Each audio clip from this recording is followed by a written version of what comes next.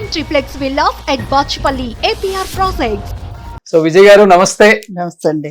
So నిజంగా ఇలా ఇన్ని సంవత్సరాల తర్వాత మిమ్మల్ని కలవటం అండ్ చాలా హ్యాపీగా ఉంది. ఫస్ట్ ఆఫ్ ఆల్ ఎప్పటికప్పుడు ఏ సినిమా చూసినా కానీ ఈటీవీలో ఏదో ఒక సినిమా మీద వస్తూనే ఉంటుంది. అండ్ మొన్న కూడా మీకు కాల్ చేసినప్పుడు నేను చెప్పాను చిరంజీవి గారి మగ మహారాజు, దాని ముందు విజేత కూడా చేశారు కదా. అవునా, విజేత సూపర్ డూపర్ హిట్ సినిమాలు చేసినప్పటికి కూడా చాలా లో ప్రొఫైల్ మెయింటైన్ చేస్తారు. మీరేంటో మీ ఫ్యామిలీ ఏంటో ఇదే చూసుకుంటారు. బట్ ఇదంతా పక్కన పెడితే ఇండస్ట్రీకి వచ్చి 53 సంవత్సరాలు ఇప్పటికి కరెక్ట్ గా ఏం చెప్తారు ఈ జర్నీ గురించి? ఇండస్ట్రీకి వచ్చి 53 సంవత్సరాలు అయినా కూడా 35 సంవత్సరాలుగా నేను ఇండస్ట్రీకి చాలా దూరంగా ఉన్నాను. 38 సంవత్సరాలు బహుశా. ఎందుకంటే నా మ్యారేజ్ తర్వాత నేను ఫిల్మ్స్ కి గుడ్ బై చెప్పేశాను. ఓకే. తెలుగు పిక్చర్స్ కన్నా కూడా కన్నడంలో నాకు చాలా మంచి ఆదరణ లభించింది. ఎక్కువ పిక్చర్స్ కన్నడంలో చేశాను నేను. అవును. సో వచ్చేటప్పుడు మీ కన్నడకి సంబంధించిన కొన్ని సాంగ్స్ చూస్తూ వచ్చాను నేను.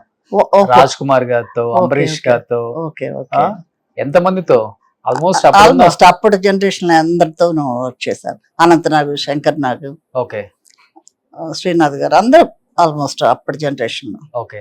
సో తెలుగు సినిమాలలో ఆల్మోస్ట్ మీరే డబ్బింగ్ అనుకుంటా. డబ్బింగ్ మగ మహారాజులో ఆ కంచు కంఠం ఇప్పటికీ మాకు కొట్టినట్టుంటుందండి మీ వాయిస్. వాయిస్ అయితే ఎక్కడ కూడా కొంచెం కూడా చేంజ్ అవ్వలేదు. అవునవును. గుర్తున్నాయా ఏమన్నా డైలాగులు మీ? లేదండి, మగ మహారాజులో అస్సలు గుర్తులేదు. ఎందుకంటే టోటల్ గా నా మైండ్ నుంచి అది టోటల్ గా తీసేసాను అనమాట. అది టచ్ లేకుండా పోయింది.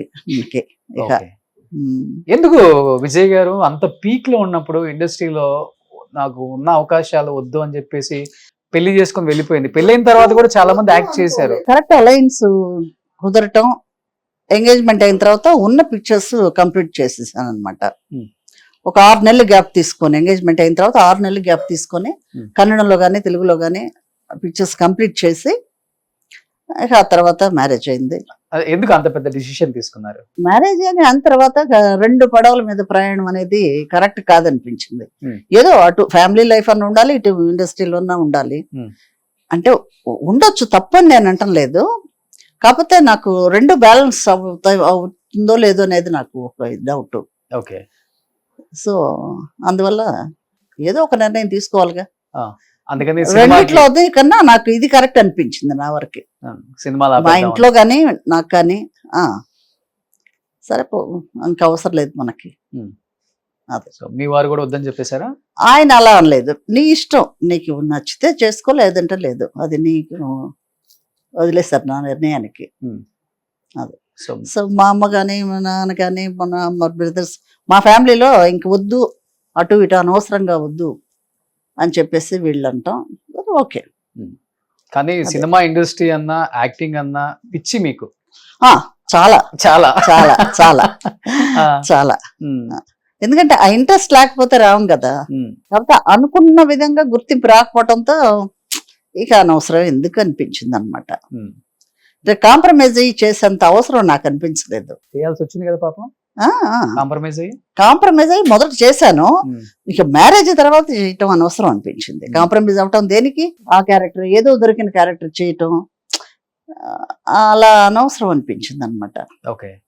కానీ బాధపడిన సందర్భాలు చాలానే ఉంటాయి కదా. ఎందుకంటే అందం, అభినయం చెప్పాలంటే హీరోయిన్ తగ్గ అందం మీది. ఆ హైట్, వెయిట్ గానీ, ఆ రోజుల్లో కే విజయ్ గారు అంటే చాలా అందంగా ఉంటారు, కోలముఖం, సో చిలక ముక్కు, మంచి పుట్టుమచ్చ.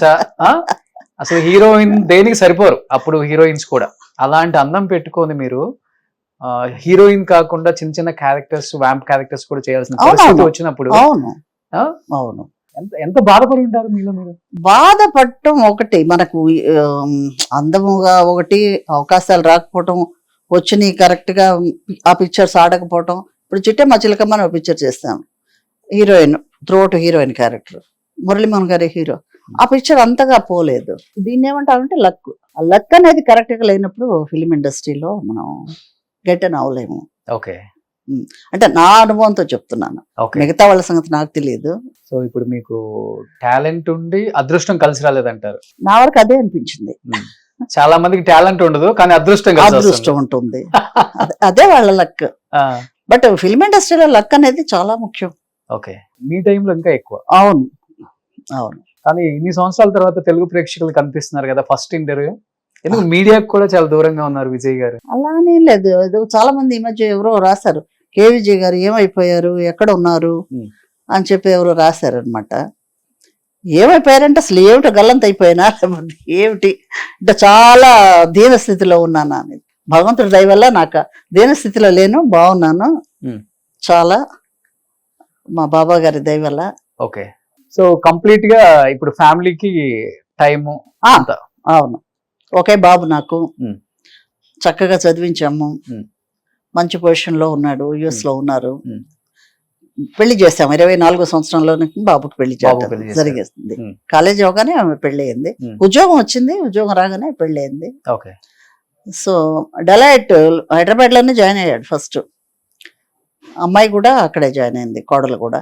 ఓకే, సో ఇద్దరు 2 సంవత్సరాలు ఇక్కడ ఉన్నారు. కంపెనీ సిపిఐ చదివించి వాళ్ళే స్పాన్సర్ చేసి చదివించారు, యుఎస్ లో ఎగ్జామ్ రాశారు. సో ఇద్దరు పాస్ అయ్యారు. ఓకే, సరే పెళ్లి చేసాము, వాళ్ళు అక్కడ నుంచి ట్రాన్స్ఫర్ చేశారు. బాబుది లవ్ అండ్ కంబైన్డ్ గా, ఎందుకంటే మాకు చిన్నప్పటి నుంచి ఆ అమ్మాయి తెలుసు, ఒకే స్కూల్లో చదివారు. మా ఇంటి పక్కిళ్ళే వాళ్ళది కూడా, ఒక 3 ఇళ్ళ అవతల. ఓకే, సో వాళ్ళకి ఒక అమ్మాయి, మాకు ఒకే అబ్బాయి. సో అలాగా పెళ్లి చేయటం జరిగింది చక్కగా. ఇద్దరు యూఎస్ వెళ్ళారు, అక్కడే సెటిల్ అయిపోయారు. వాళ్ళకి ఒక బాబు, ఇప్పుడు 5 సంవత్సరాల బాబుకి. సో మీరు కొన్ని రోజులు ఇక్కడ, కొన్ని రోజులు అక్కడ. ఓకే, సో హ్యాపీ లైఫ్ అయితే, పర్సనల్ లైఫ్ ఇంకా డెఫినెట్ గా, అందులో డౌటే లేదు. బట్ ఒక్కసారిగా పెళ్లి చేసుకున్నారు కదా పీక్ లో ఉన్నప్పుడు, అంటే క్యారెక్టర్ లో అప్పుడు మంచి మంచి క్యారెక్టర్ లో చేస్తున్నారు అనుకోండి. ఏంటి లవ్ మ్యారేజ్ చేసుకున్నారా లేకపోతే అరేంజ్డ్ మ్యారేజా? లేదండి, అరేంజ్ మ్యారేజ్. అరేంజ్. వాళ్ళ నాన్నగారు మా నాన్నగారు మాట్లాడటం, ఆయన అసలు మొదట మ్యారేజ్ వద్దు నేను చేసుకుని, ఆయన కొంచెం మొండిగా ఉన్నారట మీ వారు అట. సో వాళ్ళ నాన్నగారు నన్ను చూసి, మా ఫ్యామిలీని చూసి, ఈ అమ్మాయి అయితే కరెక్ట్ గా ఉంటుందని అడగటం, సరే చేస్తామని మా వాళ్ళు చెప్పటం, అలా జరిగింది.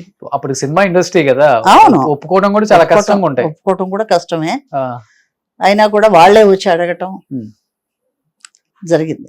దైవ నిర్ణయం అంతే, మా స్వామి నిర్ణయమే అది. ఓకే, ఎక్కువ దేవుడిని నమ్ముతారు? నేను నమ్ముతాను. ప్రతి అడుగు వేసే, ప్రతి అడుగు భగవంతుడి మీద భారం వేసి నేను నడుస్తాను. ఇండస్ట్రీలో అయినా అంతే? ఎప్పుడు ఎప్పుడు ఎప్పుడు. ఏం చేస్తుంటారు మీ వారు? ఆయన బిజినెస్ చేస్తుంటారు. ఓకే, సార్ పేరు ఏంటండి? వెంకట్రామన్. వెంకట్రామన్. తమిళ ఆయన? తమిళ్. తమిళ్. ఓకే, మీరు పక్కా తెలుగు? మేము పక్కా తెలుగు, ఆయన పక్కా తమిళ్. కుంభకోణం తెలుగు వాళ్ళు. ఓకే, బట్ సెటిల్ అయింది వాళ్ళు ఇక్కడ చెన్నైలో సెటిల్ అయిన వాళ్ళు, మేము చెన్నైలో సెటిల్ అయిన వాళ్ళమే. ఓకే, తెనాల నుంచి వచ్చి. అదే